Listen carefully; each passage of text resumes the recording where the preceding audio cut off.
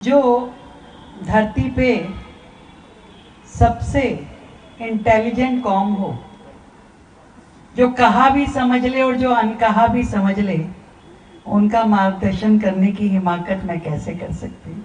केवल प्रणाम करती हूँ आप सबकी उपस्थिति को कि आप सब आज के दिन इकट्ठे मिलके ये जो अधिवक्ता दिवस एडवोकेट डे सेलिब्रेट कर रहे हैं। इस विशेष दिन पे मेरी ओर से आप सभी को बहुत ढेर सारी बधाई, बहुत ढेर सारी शुभकामनाएं।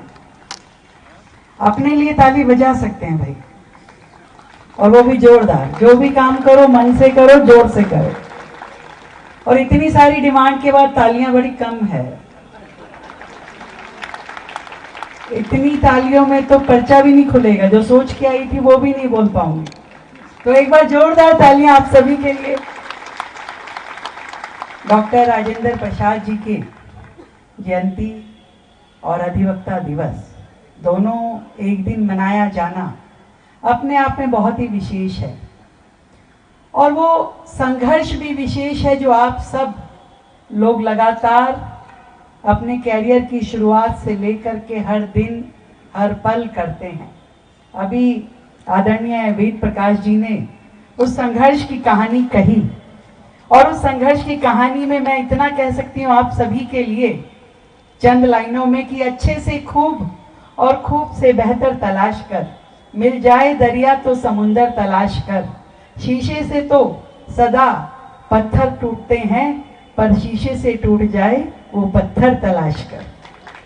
तो आप सब जिस संघर्ष में जीते हैं, जितनी मेहनत करते हैं और जिस शिद्दत के साथ अपने इस प्रोफेशन को लगातार नई सीमाओं पे लेके जाते हैं, सच में आप सब बधाई के पात्र हैं।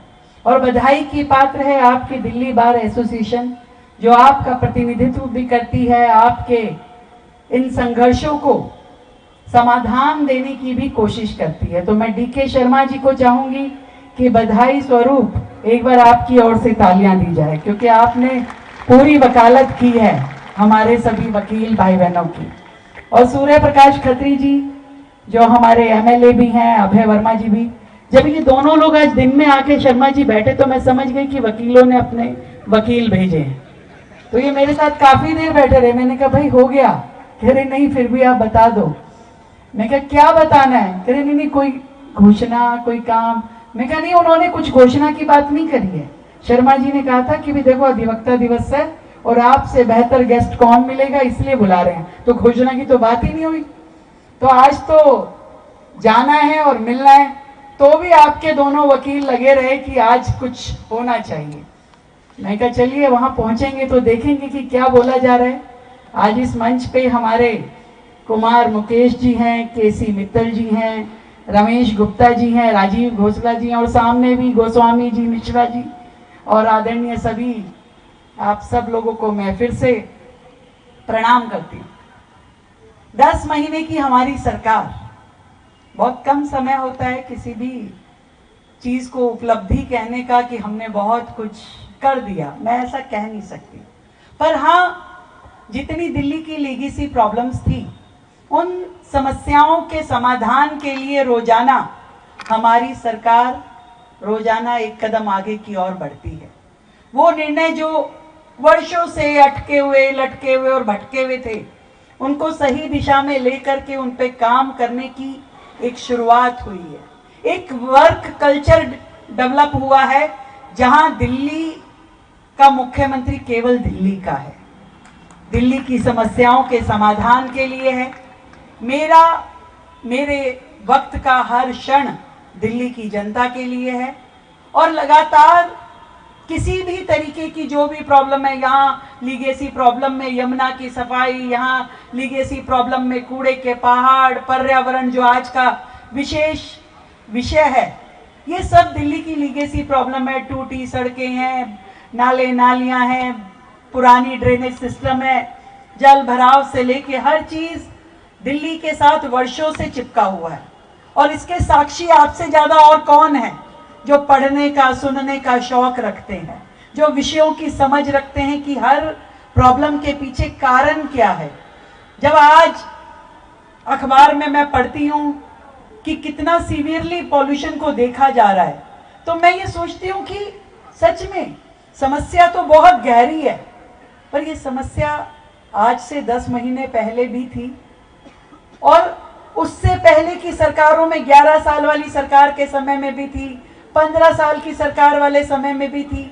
और उन सरकारों ने इन विषयों पे काम क्या किया, जब मैं ये खोजने के लिए रिकॉर्ड निकालती हूँ तो उसमें कुछ मिल नहीं पाता है। पर हाँ, आज यदि मैं इस मंच पे खड़ी होकर बताना चाहूँ तो मेरे पास ऐसी अनेकों चीजें हैं जो मैं आप सबके साथ शेयर कर सकती हूँ कि दिल्ली की समस्याओं के लिए क्या क्या काम हो रहे हैं। घंटों के डिस्कशन के बाद लगातार इन चीजों को देखा जा रहा है कि इन समस्याओं का समाधान कैसे होगा।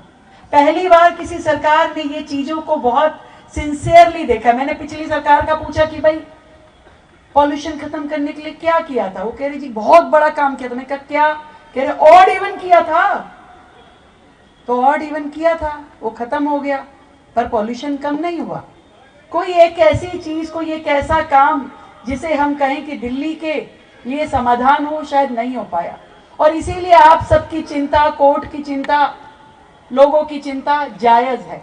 पर मैं आपको ये विश्वास दिलाना चाहती हूँ कि वर्तमान की सरकार लगातार इस विषय पे बहुत सिंसियरली काम कर रही है। जितने भी इनपुट इस प्रदूषण के कारक बनते हैं उन सब पे काम कर रही है। और चाहे वो हमारी बायोमास फ्यूलिंग हो, बायोमास के माध्यम से जितना भी प्रदूषण होता है उसकी बात मैं कर रही हूँ। मैं बात कर रही हूँ जो डस्ट मिटिगेशन होना चाहिए था, जो सड़कें टूटी हैं, जो गड्ढे हुए हैं, उनकी बात कर रही हूँ। मैं बात कर रही हूँ उस ट्रांसपोर्टेशन सिस्टम की जिसके कारण से लगातार पॉल्यूशन बढ़ता है।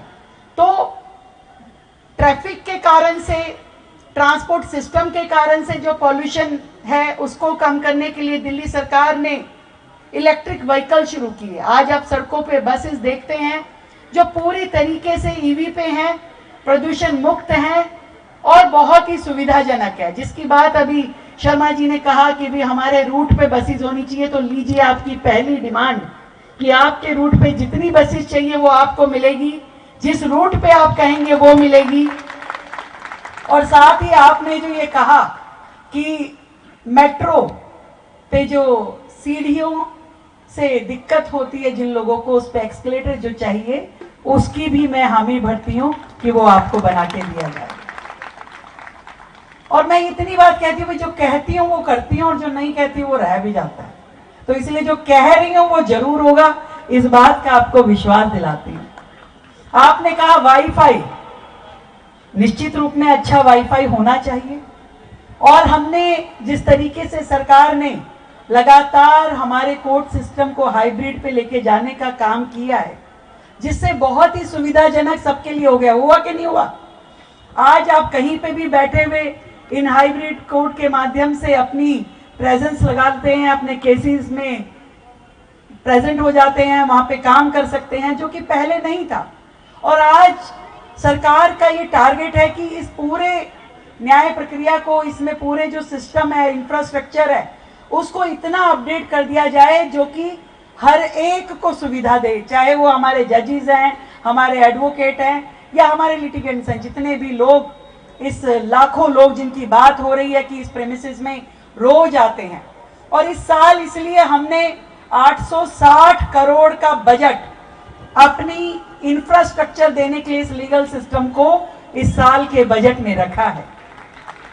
और सभी कोर्ट्स में, रोज एवेन्यू में, कड़कड़डूमा में, रोहिणी में, हर एक में और यहाँ भी, हर जगह अपने कोर्ट के इंफ्रास्ट्रक्चर को बढ़ाने के लिए काम कर रहे हैं। जुडिशियल के लिए रेजिडेंशियल अकोमोडेशन की जो दिक्कत थी उसका समाधान भी हमने किया है।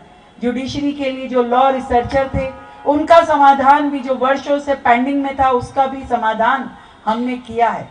एक चीज कहना चाहूंगी, आपने जो एडवोकेट वेलफेयर स्कीम मुख्यमंत्री के तहत चलती है, 50 करोड़ का जिसमें बजट था, खत्री जी ने बताया कि भी 50 करोड़ रिटेन किया। पर मैं बताऊं, मैंने 2 दिन पहले ही आरई की मीटिंग करी, उस 50 को हमने 60 करोड़ कर दिया है। तो आपके और भी साथी अब उसमें जुड़ पाएंगे और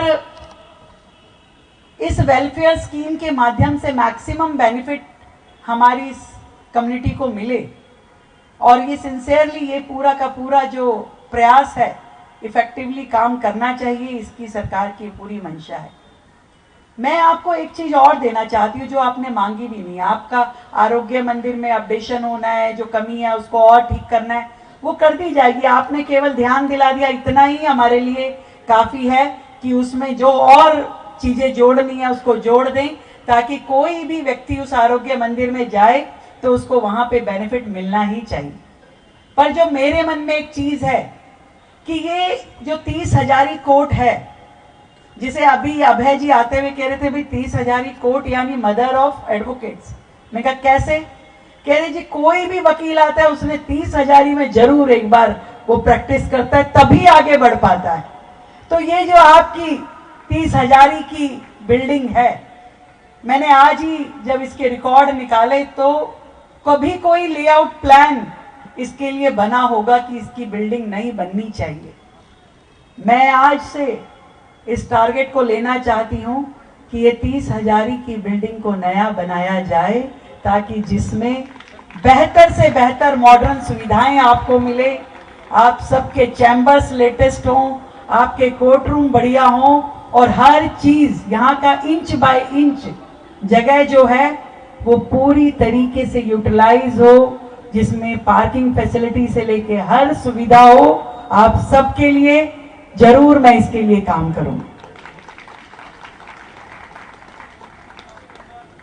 और इतना विश्वास दिलाती हूं कि जिस जिम्मेदारी के साथ में आप जनता की सेवा कर रहे हैं लगातार, आपकी हर अपील, आपकी हर दलील किसी एक व्यक्ति का, किसी एक परिवार का जीवन सुधारने वाली होती है, उसको कई नई दिशा देने वाली होती है।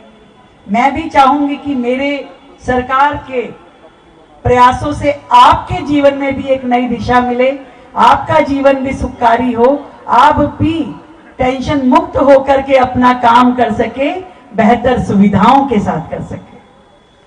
आप सबको फिर से यही कहना चाहूंगी कि आप सब इस काम में जो लगे हैं, एक तरह की देशभक्ति होती है जो कह के की जाती है और एक तरह की देशभक्ति होती है वो जो जी के करी जाती है।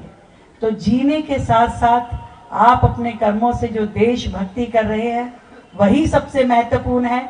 तो आपके हर एक्ट से, आपके हर काम से आपकी देशभक्ति झलकती है और इसी प्रकार झलकनी चाहिए। बस मैं तो आपसे एक ही चीज मांग रही जो मैंने पहले भी मांगी थी। मेरी डिमांड नहीं पूरी हुई शर्मा जी, अब याद हो तो बताइए, रिमाइंड करा दीजिए। हमने भी रिमाइंड करा दिया और आप भी करा दीजिए। दिल्ली को बेहतर और सुंदर बनाने के लिए मैंने अपने सभी वकील भाई बहनों से कहा था कि भाई नो टू पोस्टर्स, पोस्टर नहीं लगाने हैं।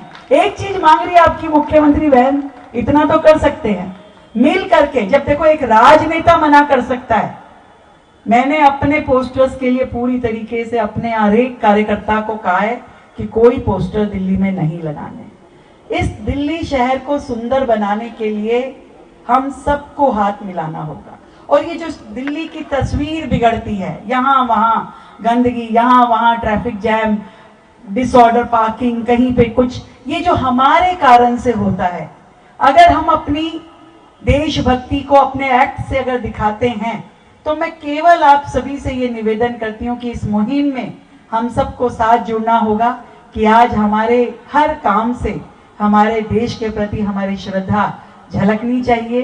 तो से नो टू पोस्टर्स, और जो भी इस शहर की बेहतरी के लिए आप कर सकते हैं उसमें जरूर साथ दें और मिल करके हम काम करेंगे अपने शहर को सुंदर बनाने के लिए। इतना कहना चाहती हूँ कि आपको अपने लिए अपनी बात मुझ तक पहुंचाने के लिए किसी वकील की आवश्यकता नहीं है। आप जो चाहेंगे समय के साथ उन सभी कामों को मैं पूरा करने की कोशिश करूंगा। Thank you so much.